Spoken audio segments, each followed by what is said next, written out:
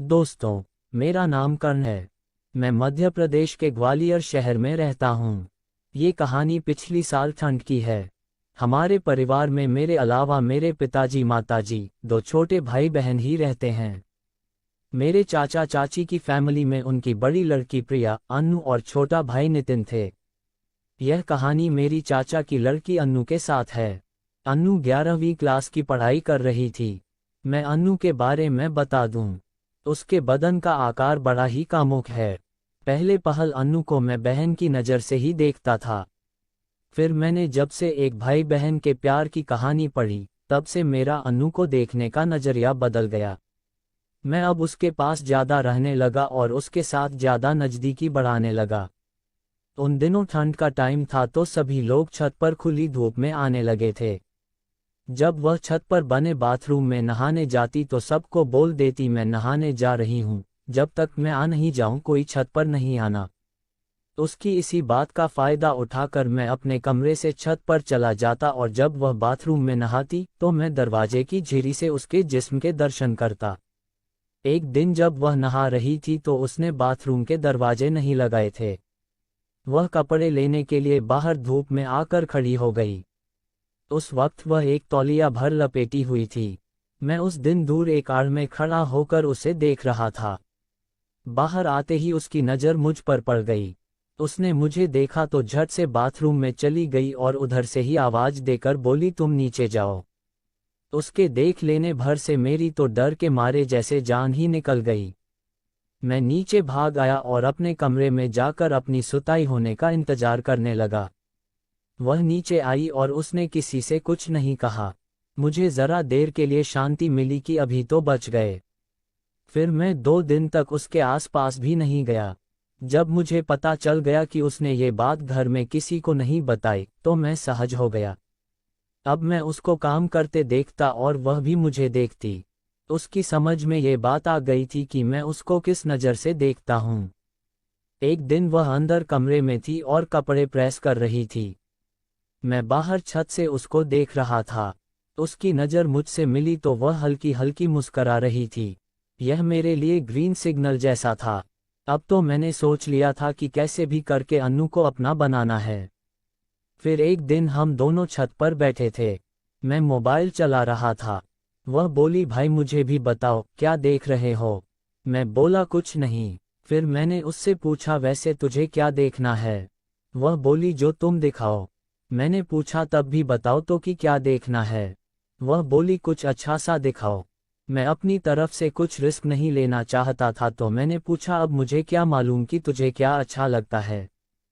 तू खुद ही बता कि तुझे क्या अच्छा देखना है। उसने कहा, ओके, मैं बाद में बताऊंगी। मैं समझ गया अन्नू भी तैयारी है, बस किसी को पहल करने की ज़रूरत है। फिर एक दिन मेरी मम्मी और चाची मार्केट गई थीं। पापा चाचा भी घर पर नहीं थे। बस मैं, भाई और मेरी बहन थे। मेरे भाई और बहन नीचे टीवी देख रहे थे। मैं और अन्नू ऊपर कमरे में थे। अन्नू को कपड़े बदलने थे तो वह बोली, भाई बाहर जाओ, मुझे कपड़े बदलने हैं। मैंने उससे कहा, मैं यही हूँ, मुंह उधर कर लेता हूँ।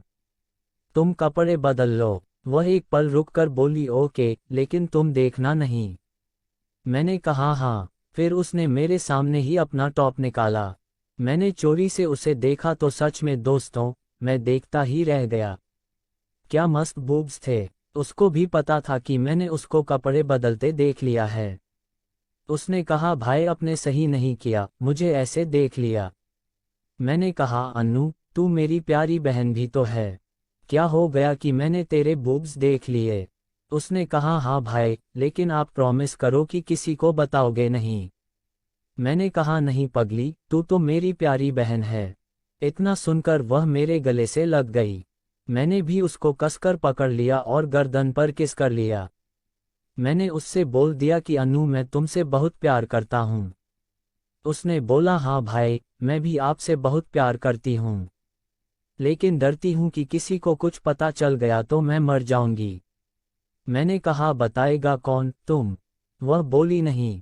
तो मैंने बोला, मैं भी नहीं बताऊंगा। अब मैं उसको किस करने लगा, धीरे धीरे उसके सैंट्रो को ऊपर से दबाने लगा। इतने में नीचे किसी के आने की आवाज़ सुनाई थी। हम दोनों अलग हो गए। फिर जब भी मौका मिलता, मैं कभी उसको किस कर लेता, कभी संतर दबा देता। उससे ज़्यादा मौका नहीं मिल पा रहा था। ऐसे 2 महीने गुजर गए। फिर मैंने अन्नू से कहा, अन्नू घर पर सब लोग रहते हैं, मुझे तुमसे प्यार करना है, कहीं बाहर चलें। वह बोली, कहाँ? मैंने कहा, तुम कल ट्यूशन मत जाना, मैं आ जाऊंगा, ट्यूशन के बहाने तुमको लेने आ जाऊंगा। उसने कहा ओके। अगले दिन जब वह ट्यूशन गई तो मैं सुबह 8 बजे उसे लेने चला गया, क्योंकि उसकी ट्यूशन 8 से 11 बजे तक की होती थी। हमारे पास 3 घंटे थे। मैंने उसे बाइक पर बैठाया और उसको लेकर होटल चला गया। वह डर रही थी कि कहीं कोई प्रॉब्लम ना हो जाए। मैंने उसको समझाया तो वह मान गई। मैं उसको लेकर होटल के कमरे में पहुंच गया।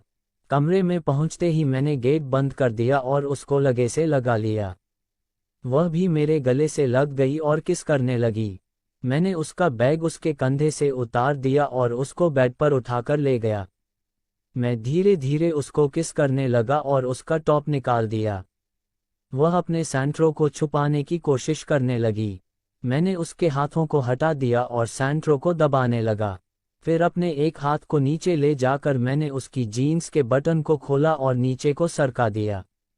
उसने खुद ही अपनी जीन्स को उतार दिया। वह बोली, मैंने अभी तक कभी किया नहीं है। मैंने कहा, हाँ तो क्या हुआ, कभी न कभी तो किसी न किसी के साथ करोगी ही। आज ही शुभ मुहूर्त है, तुम्हारा काम हो जाएगा। वह मेरी बात से संतुष्ट हो गई और उसने मन पक्का कर लिया कि आज ही अपने भाई के साथ ये काम करेगी। अब मैंने भी देर करना ठीक न समझा, उसको चित लिटा दिया और उसकी कमर के नीचे तकिया लगा दिया। उसके बाद मैंने अपने काम की शुरुआत कर दी। हमने पूरे 10 मिनट तक ऐसा ही किया। उसके बाद हम दोनों थोड़ी देर लेटे रहे। उसके बाद हम दोनों ने शावर लिया और फ्रेश हो गए। उसके बाद मैं उसे लेकर वापस घर आ गया। उसके बाद हमें जब भी मौका मिलता हम ऐसे ही होटल चले जाते।